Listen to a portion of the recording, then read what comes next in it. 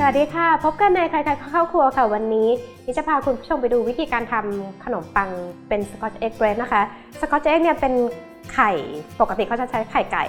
ซึ่งเอามาห่อด้วยเนื้อที่จะเป็นเนื้อหมูเนื้อไก่ก็ได้ค่ะเป็นอาหารที่คนอังกฤษเขามักจะทานเป็นตอนเป็นเบรคฟาสต์ค่ะตอนเช้าเดี๋ยววันนี้เราจะมาทำดัดแปลงกันเป็นขนมปังค่ะไปดูส่วนผสมกันค่ะเรามาดูส่วนผสมของสกอตช์เอ็กเบรดกันค่ะแป้งขนมปังน้ำสกอตช์เอ็กค่ะส่วนผสมอยู่ใน foodtower.tv นะคะยีสต์เกลือส่วนผสมครบแล้วไปดูวิธีการทำกันค่ะเดี๋ยวเรามาดูวิธีการทำโดของขนมปัง Scotch Egg Bread กันค่ะแป้งขนมปังนะคะเกลือค่ะยีสต์แล้วก็น้ำเปล่าค่ะเดี๋ยวเราคนให้แป้งมันเข้ากันจนรวมตัวกันเป็นก้อนนะคะแล้วเดี๋ยวเราจะนวดประมาณ10นาทีหรือจนกว่าจะถึงตึงเป็นแผ่นฟิล์มนะคะแล้วเราก็มาพักแป้งกันค่ะ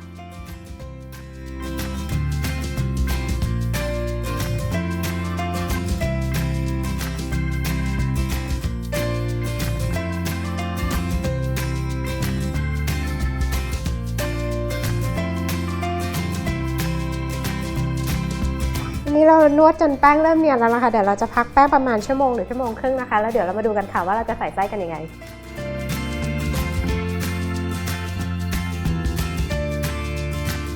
สกอตช์เอ็กเบรดเราก็พร้อมแล้วนะคะเดี๋ยวเราจะมาแบ่งเป็นก้อนกลมกันค่ะไล่ตรงก่อนนะคะ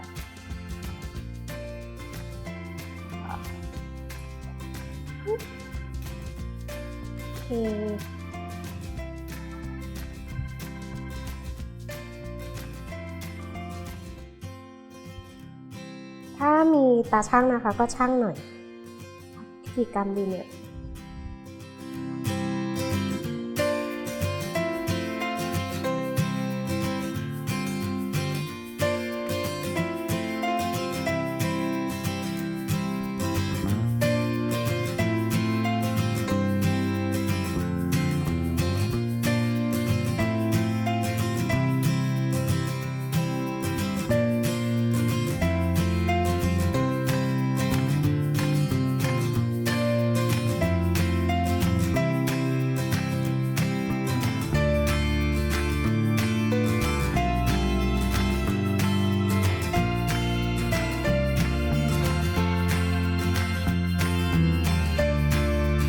เราแบ่งก้อนเป็นเท่าๆกันแล้วนะคะเดี๋ยวเรารีดให้มันเป็นแผ่นกลมๆพอที่จะห่อ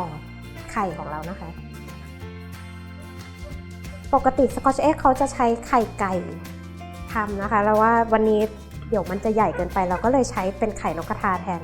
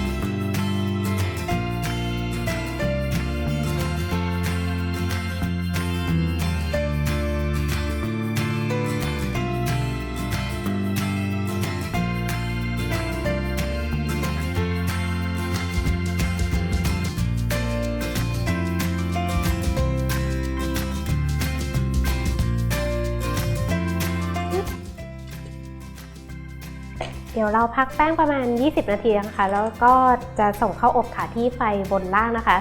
อุณหภูมิ200องศาประมาณ 15-20 นาทีค่ะ เสร็จเรียบร้อยแล้วค่ะขนมปังสกอตช์เอ็กเพรสของเรานะคะเดี๋ยวเราหั่นให้ดูกันค่ะที่บ้านเรียกเป็นสไปซ์เอ็กนะคะเพราะว่าหั่นไปไม่รู้ว่าจะตรงไข่หรือโอเคเรียบร้อยไปดูสูตรกันที่ foodtravel.tv นะคะติดตามวิธีการทำขนมปังโฮมเมดแฮนด์เมดกันนี้ได้ที่ใครๆก็เข้าครัวพบกันใหม่คราวหน้าค่ะสวัสดีค่ะ